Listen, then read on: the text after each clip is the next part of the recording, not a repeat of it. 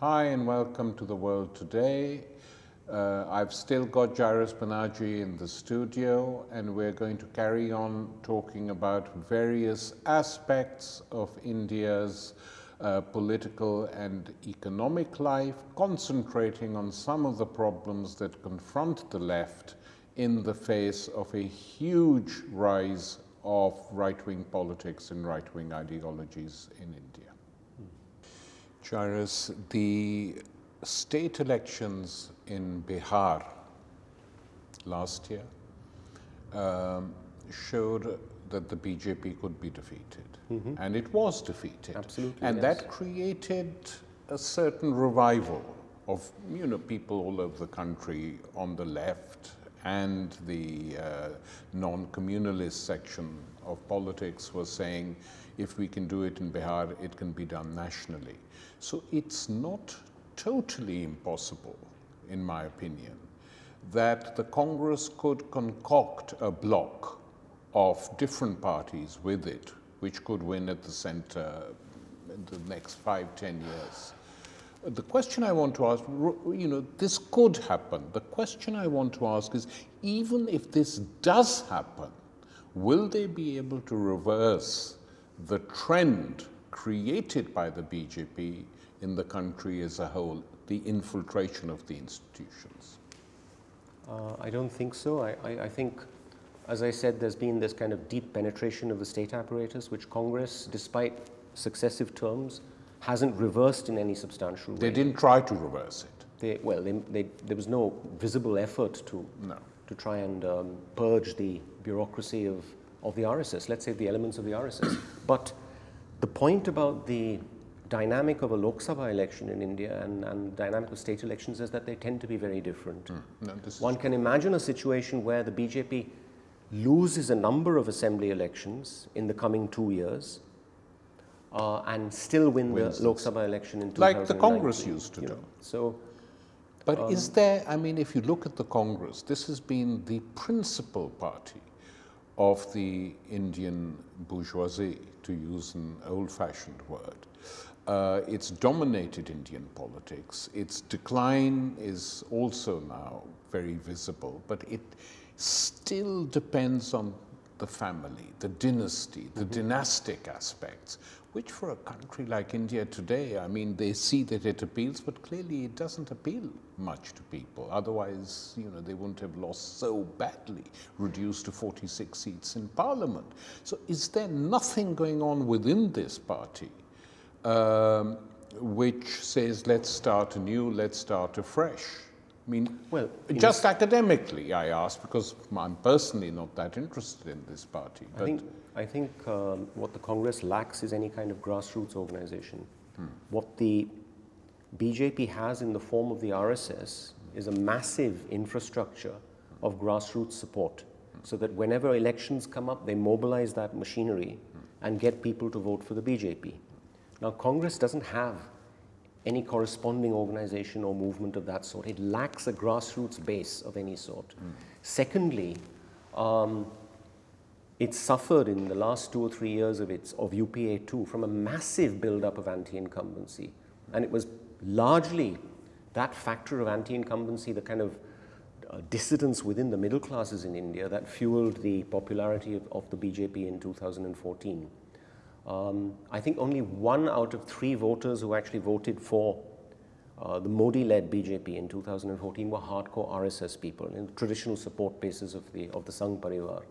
The rest were people who defected, if you like, from other parties and voted for the BJP on a non-RSS basis, so to speak. So they could turn again?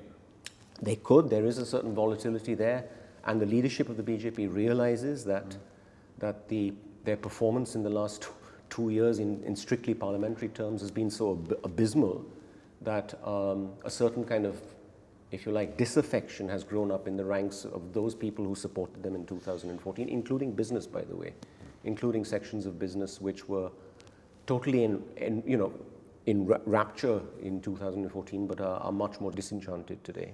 Since you brought Bihar up, I think what that demonstrates is that a real sense of the urgency of the BJP threat to the country and to Indian democracy can work if it's handled in the way that it was handled by Nitish Kumar in Bihar. In other words, even though people say that the initiative came from Congress and so on, there is no doubt that both Lalu and Nitish played a major role in allowing that kind of grand alliance to emerge and to hold, in some sense.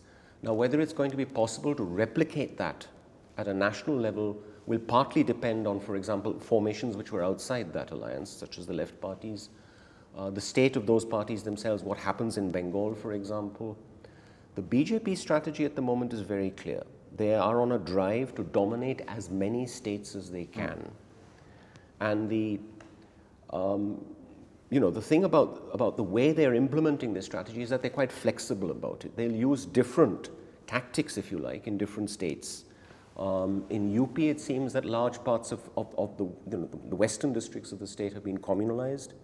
That goes back to the last 2 or 3 years since the kind of pogroms in Muzaffarnagar, the fact that they turned the Jats against the Muslims, the fact that we had pogroms there, hate campaigns such as the beef campaign and love jihad and so on. Love jihad is a sort of campaign designed to break up mixed marriages, mixed partnerships, and so on and so forth. And then in Assam, most recently, you have a third sort of strategy at work, which is to bring in the issue of quote-unquote illegal Bangladeshi immigration, of the illegal immigrant.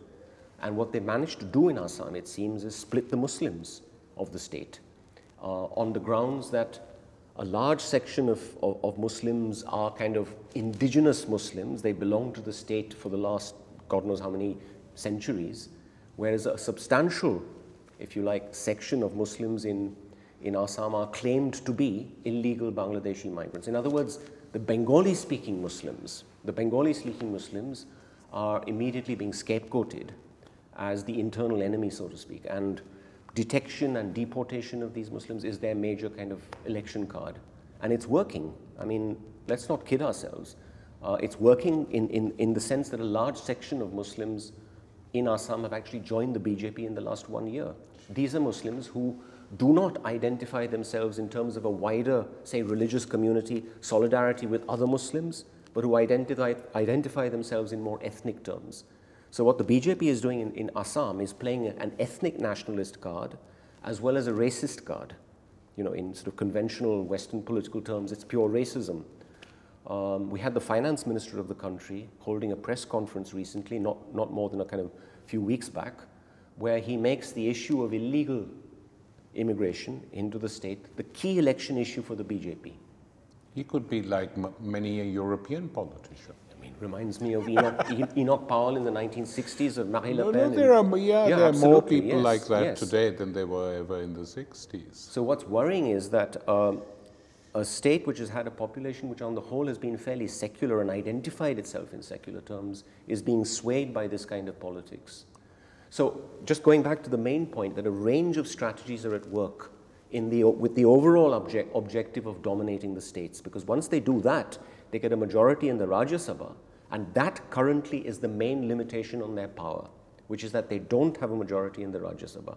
One of the things that we've noticed in India, which again is not dissimilar to some of the things that have been happening in parts of Europe, is the emergence of, say, non-party political groups who are disaffected with all the existing political parties on left and right, and suddenly come to power in a city or in a locality, have a lot of popularity, reflect the volatility of the population.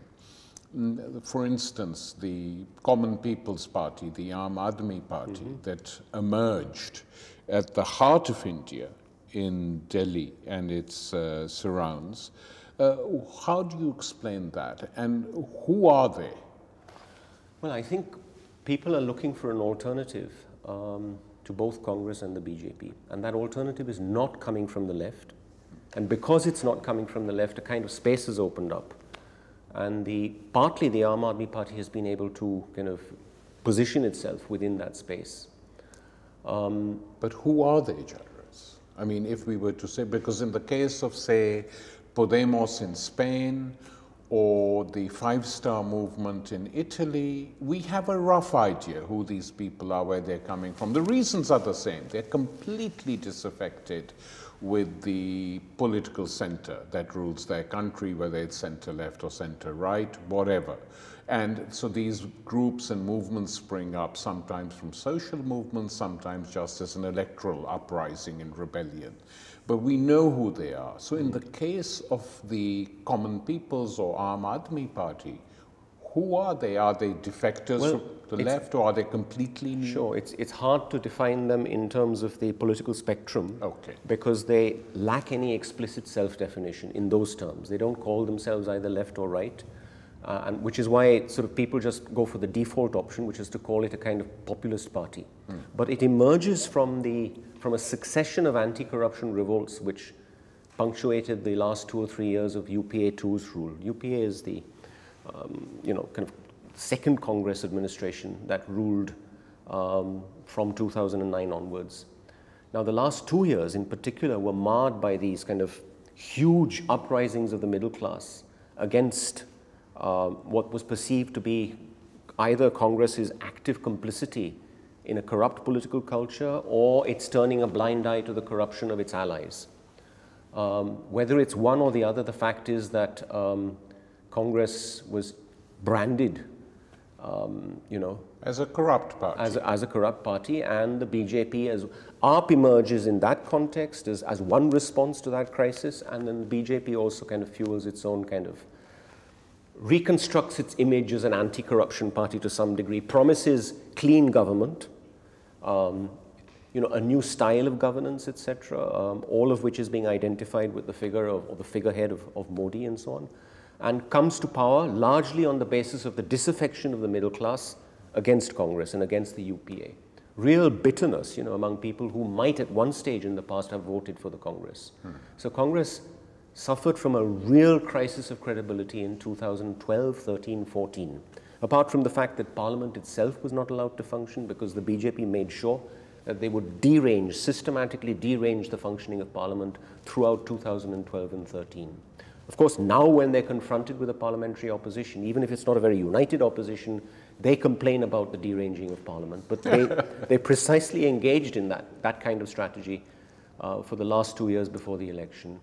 So Congress has faced a huge crisis of credibility. It also has no grassroots base any longer. And that's probably a process that goes back to the 1970s and 80s when it began to lose its rural support in a big way. So the Aam Aadmi Party still exists? It certainly does. It's ruling Delhi today, yeah, absolutely. And you think it will last? Yeah, I think it will last, yes. I don't think it's going to disintegrate. In fact, they're making a bid for Punjab now. And they may not do that badly in Punjab either. Yeah, I certainly wouldn't write off the Aam Aadmi Party, nor would I, of course, write off Congress itself. I think, it's important to realize that in May 2014, the BJP garnered only 31% of the vote. That's strictly as the BJP, minus its allies, it garnered only 31% of the vote. That means 2 out of 3 voters voted against the BJP.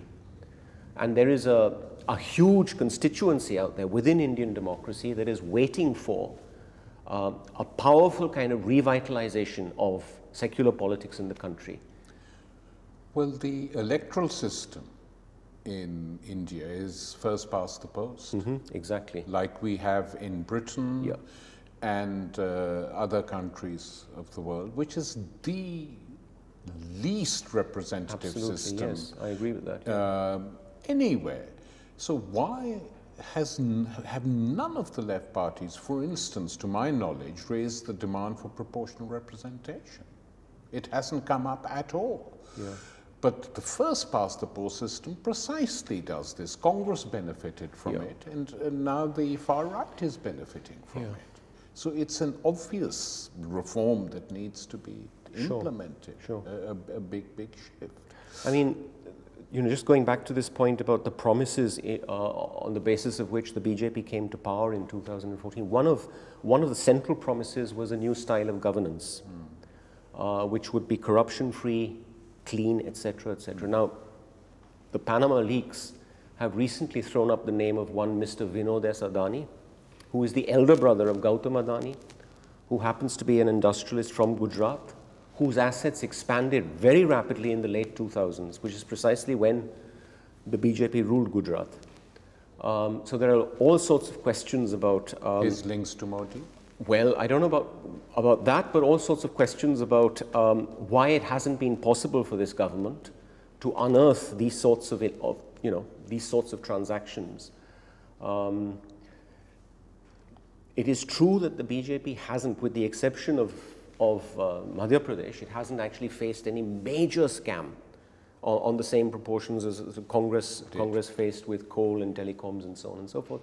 But you know, one of the most, to me, distressing features of the way the central government has governed the country in the last 2 years, quite apart from the fact that it's turned a blind eye to hate campaigns, to a culture of intolerance and violence that has grown up in the country, is simply its use of the state machinery as if it is the party using the state machinery.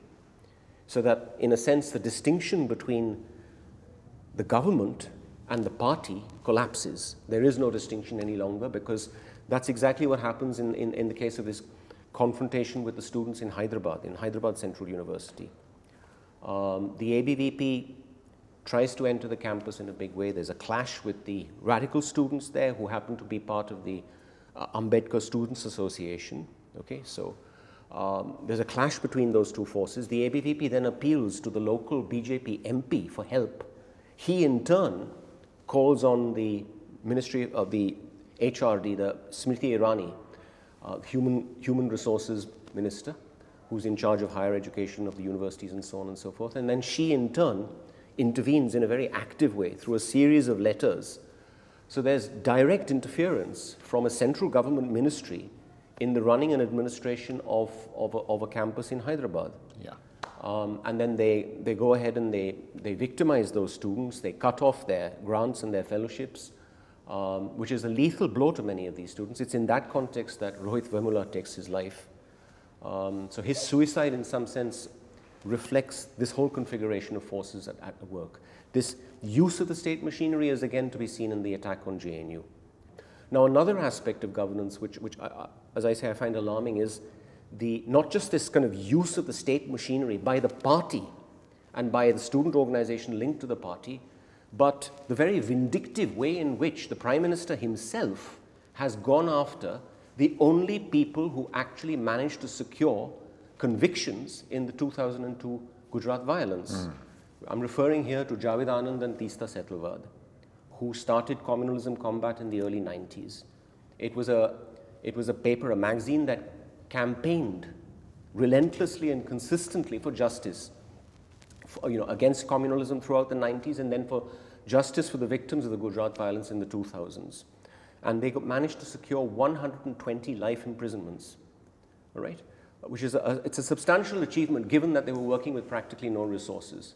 This is one of those movements that you refer to, not affiliated to any of the larger parties, certainly not the left parties. They were working with their own resources, with their own determination and their own grit. Modi can't stand, I mean, the Prime Minister of the country finds it appalling that such a group should continue to exist in some sense. And maybe the other reason is that in the Zakia Jafri case, which is one of the more... Which one is that? The Zakia Jafri case is the complaint filed by the widow of the MP who was murdered, yes, in the Gulberg Society pogrom. Ehsan Jafri, who was killed in the most brutal way in 2002, despite repeated calls for help. His widow, Zakia Jafri, has been... Now, what's remarkable about this case, and I think it's the most important of the cases, is that Modi himself is accused number one in the charge sheet. Accused number one. And maybe that's the other factor behind his wanting to go after Teesta and Javed. So what does this suggest? It suggests that a kind of very vindictive style of politics, where he has to be able to crush people who have secured justice for the victims of the Gujarat violence. He can't sort of live with the fact that they were absolutely entitled to do what they were doing. But now, Jairus, let's just look into the future, the next 10 years in India, economically and politically. Indian capitalism, you suggest that some of the big corporations are not happy with this government for whatever reasons. The government hasn't been able to deliver on the promises it made, etc. Yet, do they have a better solution than the BJP government, which is surely incredibly capitalist friendly? Modi himself says it, you know, I mean, there's no big secret about it. The Congress failed them because they thought it was corrupt, it had failed in its mission, etc., etc. If they don't have Modi or this BJP, well, you know, which party are they going to rely on? That's the first question. And secondly, I mean, it would really be odd that to carry on increasing the authoritarianism in the Indian state when there is no actual threat on a national level from any left force or any left party, except on a regional and provincial basis from the armed groups of Maoists who basically, as far as I know, defend poor peasants or peasants in the villages from state oppression. So let's talk about both these things. First, let's talk about the Maoist current, which is still strong in some states as an armed struggle group in the countryside. And after that, the next 10 years for capital in India. Well, I think the insurgency and the counterinsurgency, by the way, are occurring against the background of a drive to open up the resources of central India, largely to mining capital. You know, the kind of reserves of bauxite and so on that Arundhati has talked about in the past, etc. So if you like, it's a kind of war of primitive accumulation. It's being waged on behalf of capital or sections of capital by the state. And it's not just the BJP, it's, you know, obviously under the Congress as well. On the other hand, all the mainstream parties support the crushing of But on the other hand, I wouldn't be quite as uncritical about the Maoists who are fighting this war there, because I think, you know, it's the reflection of a kind of politics which cannot, it seems to me, offer any future to the working class in India. Certainly not to an organized urban working class. And a lot of Adivasi communities, the tribal communities, are actually trapped in a conflict between the Maoists on the one hand and the state on the other. But Jairus, let me describe an incident to you. I mean, you know, we can all be somewhat critical of the Maoist insurgents. But when several years ago, when the new Congress government came into power, the mood was, let's negotiate. And they sent a powerful team of civil servants to negotiate with the Maoist leaders in Hyderabad, in Andhra Pradesh. So the Maoist leaders, after years in hiding, came out, surrounded by their supporters, mainly youthful, and went into the building, the government building in Hyderabad, to negotiate while their people stayed outside. From what I heard, what happened at this meeting was very interesting, that the people from Delhi said, what are your demands? And the Maoist leaders, instead of coming out with any ultra-left gibberish, said, our demands are all written already. And they said, but what are they? And they said, here's the Indian Constitution. Then they ticked it off, read it very carefully. We want these demands implemented. Concrete policies, they brought down some early Congress manifestos from the 50s.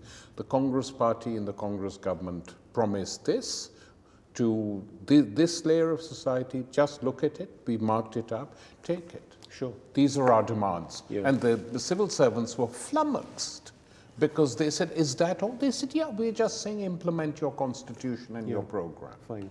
But I think the point about this particular current, I mean, remember, Maoism in India is it's a range of currents, not all of whom are politically close to each other and so on. But this particular current, namely the CPI Maoist, is that it cannot seriously expect to build a mass base for itself through armed struggle in India. Well, they know it's impossible. Well, that awareness has to somehow translate itself into political rethinking on their part. Because it's an insurgency which is currently trapped in an expanding war of counterinsurgency. The forces of the Indian state are much too powerful to allow this sort of war to spill over into, if there were a basis for that. So I think the Maoists have a lot of political rethinking to do. The key question being, namely, how do you build a mass base in the country? How does the left build a mass base in the country? The CPI and the CPM have progressively over the decades lost their mass base. Because of the obsession with electoralism? Largely because of that, largely due to a crisis of political imagination, the inability to think in, standing on their feet, so to speak. None of the Maoist parties have ever actually enjoyed a substantial mass base, with the possible exception of the PWG in Telangana in a certain period. In the 1980s and 90s, one could say they did have a mass base of sorts, largely because they were seen to be coming out of the armed struggle and willing to participate maybe in assembly elections and so on and so forth. A kind of democratization might have been at work. But otherwise, no section of the Indian left, it seems to me, has seriously addressed the issue of how does the left build a mass base in the country. And this is the context in which the unions seem to matter to me a hell of a lot, because they're the only mass organizations that most workers are familiar with. Trade unions are the only taste of democracy, the only experience of democracy that most workers have ever had in the country, of real democracy, of democracy in the sense of doing things for yourself, managing your own life, managing work for yourself. And winning some concrete demands. Absolutely. Now, I've referred earlier to this crisis of political imagination on the part of the left parties. It seems to me they have to be able to think of new ways of breaking down the divide between politics and trade unionism. Because from the trade union side, we've always characterized that as economism, from the trade union side. But the flip side of it is that if the left parties are going to be isolating themselves from the trade union movement in this way, and simply seeing the unions as a kind of transmission belt of electoral support, it's not going to work, it's not going to help. So they have to think of new ways of radicalizing the trade union movement in the country. Talking about responses to fascism or the threat of fascism and so on, it seems to me, without a well-organized working class and the revival of a working class movement, the left has no chance of fighting fascism. But Jairus, you yourself have said earlier in the interview that the BJP itself has been quite successful in organizing its own trade union. Yeah, absolutely, yes. So trade unions in India have usually been attached to political parties. You had the Congress and its AITUC, you had the CPI and then the CPM trade unions, now you have the BJP trade union. But there's one big exception to that, which is the employees' unions, the independent unions. Yes. In cities like Bombay, in the advanced industrial centers, the backbone of the union movement lay with the employees' unions. That is to say, they were specific to a workplace or to a company, like the Hindustan Lever Employees Union or the Pfizer Employees Union and so on. Now, recently, since the mid-2000s, we've had the emergence of something called the NTUI, which is the New Trade Union Initiative, which precisely sees itself as a kind of national federation of all the independent unions in the country. And they have well over 1 million members today, through the kind of hard work that's been done by people in the union. I think there is a future for trade unionism in the country, but it's not a future in isolation from what the state is willing to give labor. In other words, the unions won't be able to pull themselves up by the bootstraps. They will have to have a coalition of parties in power who are pro-labor, who are willing to encourage trade union rights, who are willing to actively encourage the organization of contract workers, of the vast mass of, let's say, the 85 to 90% of the labor force who aren't organized in unions today. That aspect of authoritarianism that I referred to by saying that they are actually, being actively discouraged from what are their own constitutional rights, from organizing. So one imagines that there is room for a kind of government at some stage, whatever the specific complexion of it, which goes back to the working class, which goes back to labor, and adopts the kind of policy that allows workers to organize. On that possibly happy note, Jairus, we will stop talking today. Okay. It's been great talking to you. Thanks. Thanks.